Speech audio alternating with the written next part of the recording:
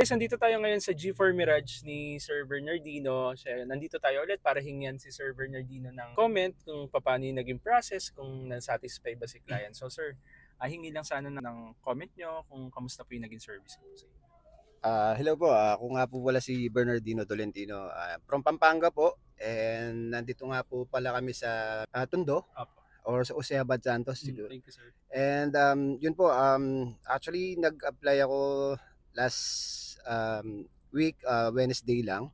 And then tinulungan ako ni Sir Alvin sa lahat ng sa process ng papers, sa bank approval, siya po lahat tumulong. And then itong Monday lang po na-release na yung sasakyan, and thank God po, malaking blessing 'to, lalo na, malaking regalo din dahil sa aking parating na birthday. Thank you po kay Sir Alvin, Birthday, sir. sa kanya po lahat nagmula, kaya po ako magkakaroon ng sasakyan niyan. Maraming salamat, Sir Alvin. Opo, sir.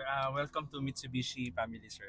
Sir Bernardino. So sir, pag may concern, message na lang po ako. And sir, kamusta naman yung mga previous natin, sir? Okay naman po? Okay na yung previous, kumpleto, and Opo. may pa-burger pa si Sir.